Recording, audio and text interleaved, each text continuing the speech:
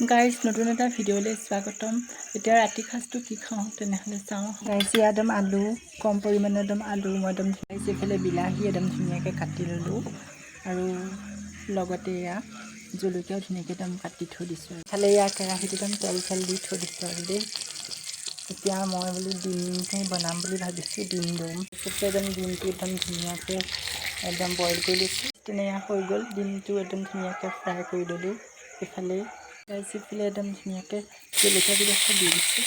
জলকীয়াটো মেইন আৰু যে এই জলকীয়া নহ'লে খাই ভাল নালাগে। জলকীয়াবিলাক দি লৈছোঁ। এতিয়া আধা ভজা হৈ গ'ল আৰু এই আলুবিলাক দি দিছোঁ। মছলাবোৰ খানাটো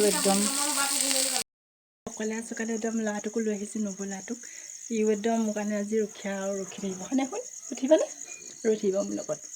এতিয়া ঢাকনখন খুলি দিলোঁ। ধুনীয়াকৈ হৈ গৈছে আৰু এইফালে এতিয়া পানী অলপ দি দিম আৰু এতিয়া পানী অলপ দি দিলোঁ আৰু দেই অলপ দি দিছোঁ আৰু পানী এতিয়া চাওক ধুনীয়াকৈ উতল আহিছে আৰু দেই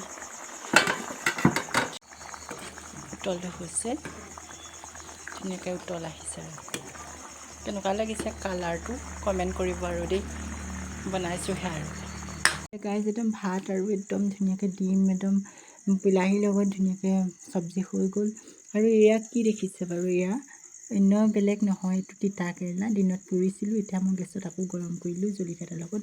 পুৰা তিতা কেৰেলা খাই কোনে কোনে ভাল পায় কমেণ্ট কৰিব। আৰু মই লগতে বহুত ভাল পাওঁ তিতা কেৰেলা পুৰি খাই। গাইজ যেতিয়া মই খাম আৰু ধুনীয়াকৈ বনাই আনিছোঁ। খাইছোঁহে আৰু পাহাৰ ভাঙি ভাঙি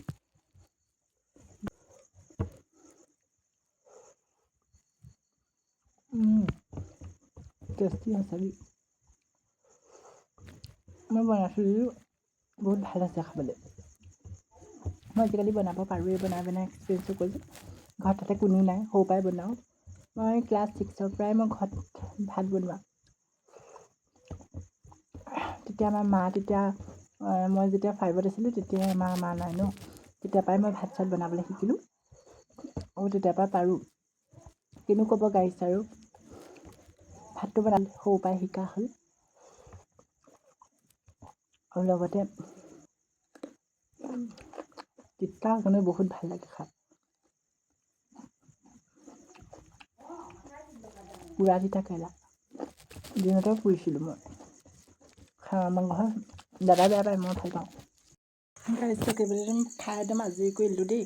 নাই আৰু জলকীয়াকেইডোখৰ থাকি থাকিলে বৰ ভোক লাগিছিলে খাই দিলোঁ আৰু ভাত খাবলৈ আৰু অকণ ভাজি লাগিছিলে। নাইয়েইচোন ভাজি অকণো অলপহে আছিলে। সেইকণ আৰু তালৈ থৈ দিছোঁ। ৰাতিপুৱা আকৌ শুই উঠি খাব নহয়, সেইটো কাৰণে অলপ খালোঁ অলপ থৈ দিছোঁ। তেনেহ'লে মোক খোৱা বোৱা হৈ গ'ল। আজি হৈ গ'ল। ভিডিঅ'টোতো ক'ব কেনেকুৱা লাগিছে। আৰু ক'লোঁ কি চব কথা কৈ দিয়া হৈছে মোৰ ঘৰৰ বিষয় লৈ। আৰু লগতে আপোনালোকেও মোক কমেণ্ট কৰিব।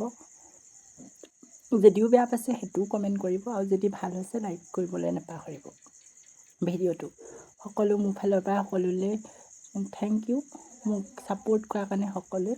আৰু লগতে ভিডিঅ'টোতো ক'ব মোৰ ভিডিঅ'টো কেনেকুৱা হৈছে, ভাল হৈছে নে বেয়া হৈছে। আৰু মোৰ ঘৰৰ ডিটেইল আছে সেইবিলাক অন্য এটা ভিডিঅ'ত মই সকলো কথা আপোনালোকক জনাই দিম অন্য এটা ভিডিঅ'লৈ। এতিয়া মোৰ ফালৰ পৰা সকলোলৈকে ধন্যবাদ থাকিল। আৰু লগতে মোৰ ভিডিঅ'টো যদি ভাল হৈছে লাইক কৰিব। আকৌ এবাৰ কৈছোঁ শ্বেয়াৰো কৰি দিব। Bye bye, good night. নতুন এটা ভিডিঅ'লৈ অপেক্ষা কৰি থাকক। Bye bye.